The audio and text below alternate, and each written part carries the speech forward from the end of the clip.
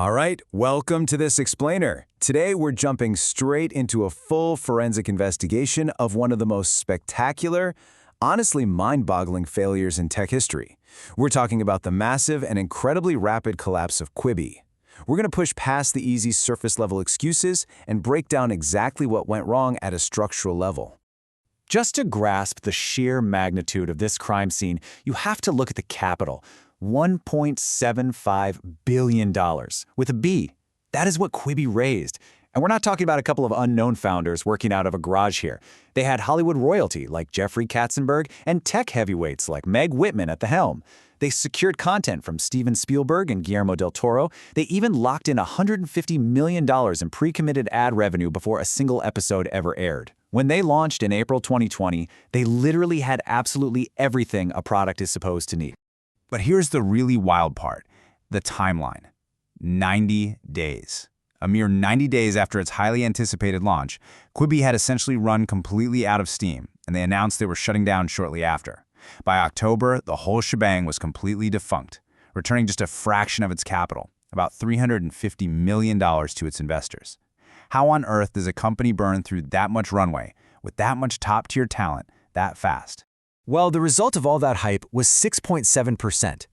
Despite a massive marketing blitz and a super generous 90-day free trial at launch, they secured only 500,000 paying subscribers. That is just 6.7% of their 7.4 million year-one target. Listen, if a team just executes poorly against a solid product, you might still hit 40 or 50% of your target. But when you hit 6.7%, you have an undeniable glaring product-market fit gap. Now, I know you're probably thinking, COVID killed Quibi, right? It's the conventional narrative. The daily commute disappeared overnight, so their core use case evaporated, bad timing, terrible luck. But our forensic reality tells a completely different story. While COVID definitely made the issues highly visible, it was actually a series of structural product management design failures that truly doomed the app. Even without a global pandemic, Quibi was on a high-speed collision course with reality. So here is the docket for today's explainer. First, the setup. Second, the forensic evidence of failure. Third, the verdict using the 5 Whys framework. And finally, the takeaway for your own AI products. Okay, part 1, the setup, and exactly where their assumptions came from. It's really important to note that Quibi derived its initial strategy from completely valid consumer research about commuting gaps. But here is the crucial trap. A product thesis is not a product validation. Yes, they were absolutely right that Americans watch short, in-between mobile videos. But there's a massive gap between acknowledging, hey, this behavior exists, and proving our specific product is the one users will choose for this behavior in this exact context. Identifying a behavior does not automatically mean your specific app is the validated solution for it. And that trap led straight into 3 fatal, completely unvalidated assumptions. Assumption 1. That the commute context would dominate so heavily they should design a mobile-only experience with zero TV support. Assumption 2. That premium Hollywood production values would be the absolute decisive differentiator for short-form video. And Assumption 3. That their launch date of April 2020 was rigidly fixed. These 3 unchecked assumptions essentially backed the product into a rigid, non-iterative corner long before it ever went live. Moving on to part 2, forensic evidence of failure. Let's trace the exact clues left behind at the crime scene that show exactly where and how this product broke down. Evidence point 1 is the massive conversion gap. That 7.4 million year-one target absolutely towered over the actual 500,000 subscribers they managed to scrape together. Despite offering that huge 90-day free trial, Bloomberg reported disastrous conversion rates within months of launch. This proves an undeniable product-market fit gap, where users who tried the product at scale simply found zero reason to actually pull out their credit cards and pay for it. Evidence point 2 plays out on a seriously devastating timeline. We start with April 6th, launch day. Just 8 days later, massive COVID lockdowns hit. This immediately exposed a giant hole in their strategy. Users were stuck at home and instantly started complaining on Twitter and the App Store, asking how to watch Quibi on their TVs. But because of their strict mobile-only architecture, TV support wasn't added until August. By then, 4 months later, the brand narrative was baked in. They were known as the mobile app completely disconnected from its users' reality.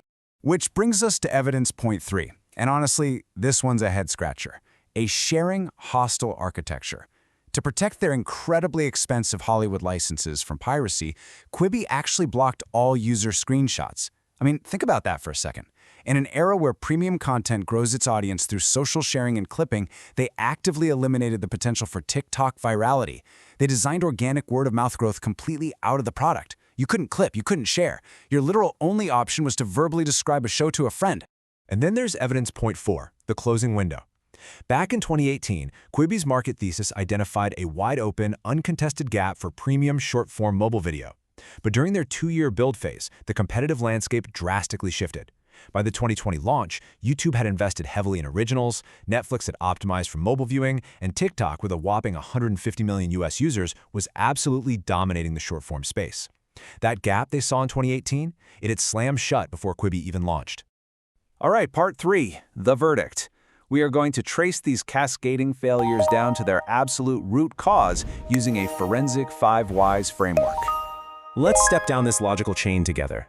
Why did they miss subscriber targets? Because users found insufficient value in the actual context they were in, which was at home. Why was there insufficient value? Because the product was TV incompatible and sharing hostile. Okay, why was it built that way? Because they optimized solely for an unvalidated single commute context. And why wasn't that context validated? Step 5 gives us the ultimate answer. A massive capital commitment completely bypassed the iterative discovery process. And that brings us to the ultimate conclusion here. The capital commitment was the validation bypass. When you raise almost $2 billion and pre-sell $150 million in ads against a fixed, highly publicized timeline, you completely lose the option to iterate. That sheer weight of expectation removed the vital feedback loops, like a simple 6-month soft launch that would have revealed these fatal flaws and potentially saved the entire company. Finally, part 4, the takeaway. We urgently need to apply these hard-won lessons to the fast-moving realm of AI product workflows you are building today. The absolute core thesis for every product manager watching this is this: use case specificity is not use case validation. Just because you have highly specific research confirming a particular use case exists, you have absolutely not validated how your product will survive and be used in the messy real world. Identifying a problem context is just step 1. And this context assumption trap, it maps flawlessly onto AI. You might meticulously design an AI workflow for a quiet, focused individual planning session at a desktop. But your users? They might deploy that AI in a loud, collaborative setting or ad hoc on their phone during a chaotic meeting. The messy reality of where they actually use it rarely matches the perfect little bubble you assumed during design. So, to prevent your very own billion-dollar failure, you've got to ask this first critical question before you deploy at scale. What percentage of actual usage will occur in our primary assumed use case, and how confident are we in that number? If you assume 90% of your usage will match your perfect scenario, but the reality is 10%, your entire architecture is completely at risk. Secondly, you have to relentlessly ask yourself, what does the product experience look like in literally every other context where users might pop up? You have to test what happens to your AI agent's outputs when the user is in a completely different information environment or wearing a totally different hat than the one you initially designed for. And finally, question 3. What design decisions made for your assumed context are going to create friction elsewhere, and is that friction actually acceptable?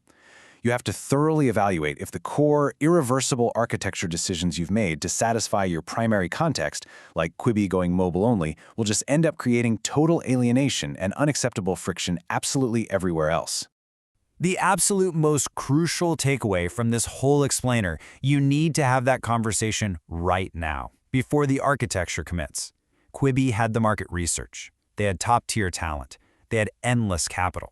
But they completely skipped this vital discovery conversation. If you're building an AI workflow today, do you know exactly what context your users will realistically drag your tool into? Are you absolutely sure? Have that honest conversation right now, before your launch date is fixed and your capital is burned. Because if you don't, ask yourself, are you just building the next Quibi?